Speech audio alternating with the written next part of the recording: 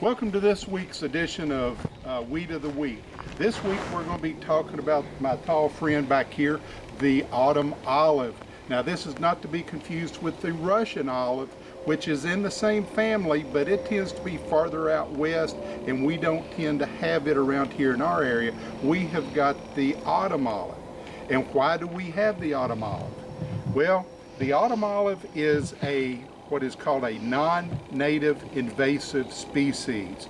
That means it's not native to the United States, but it was brought over, and since there were no natural enemies, no insects that feed on it, doesn't have a lot of natural diseases over here, it just sort of runs rampant. So why is it here?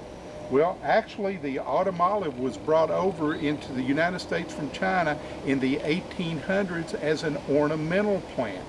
And what they found with it, it can grow in extremely poor soil conditions, low fertility, low water, and it can absolutely thrive on that. So the powers that be, what did they do? They approved it to be put in a lot of reclaimed strip mine mixes, which is old coal mines that have been strip mined. They put it in the seed mix because it will grow on that very poor soil and hold the soil in place to reduce the erosion. Well, what they didn't realize was how fast this stuff would grow when it wasn't in a landscape. And on these plants in the fall, you will see hundreds, up to 8 pounds of little red berries. 8 pounds per plant you will get that. Birds love to eat it, wildlife love to eat it. The thing is, inside that berry there's a little hard seed in there that when it completes its journey through that animal that ate it and they put it out into the world again, that seed is now viable and it will start growing and create another plant.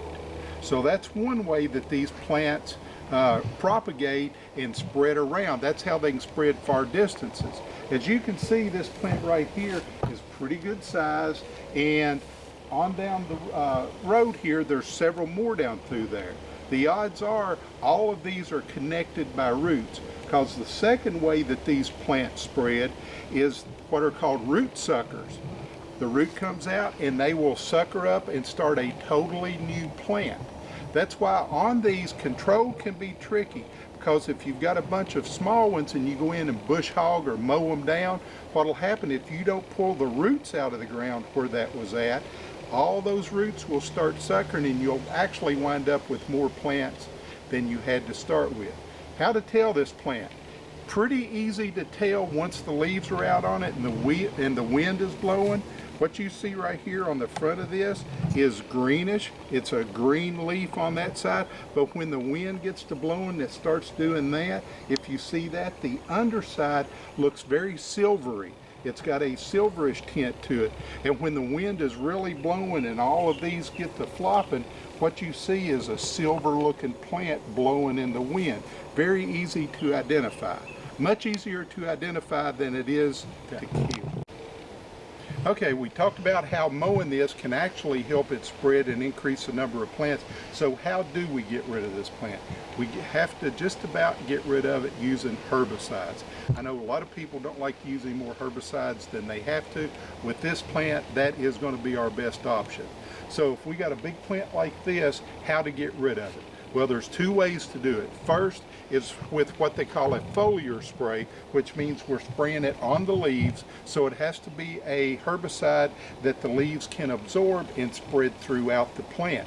We've got two options with that. We have got glyphosate and triclopyr. Those are the active ingredients.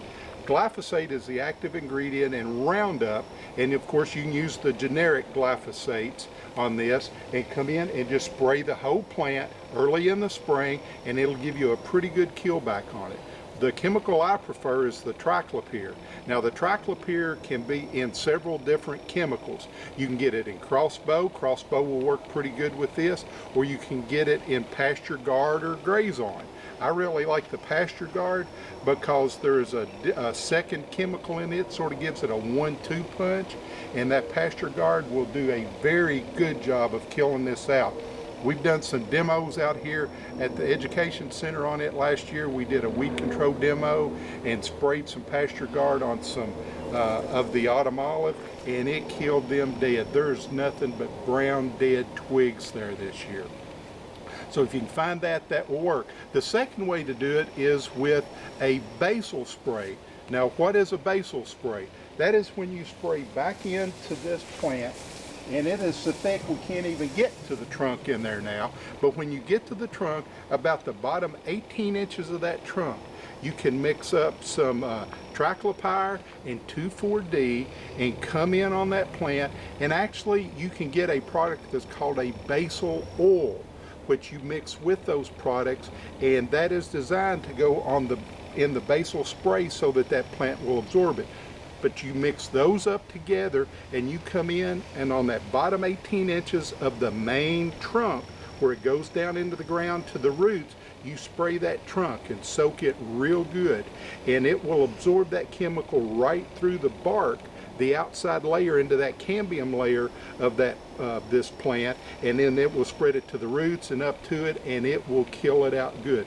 So those are your best two ways to get rid of this. If you do want to mow them, you can come in or take a chainsaw to this, and you can cut it off. You can take that same triclopyr or glyphosate, and when you've got that stump, right after you cut it, take a paintbrush, a little sprayer or paint roller or something, and dip into the straight full strength stuff and just rub right on that fresh cut on that plant that you just took down. When you do that, it will suck it down into that plant, spread it to the roots, and it will do a good job to keep it from sprouting again.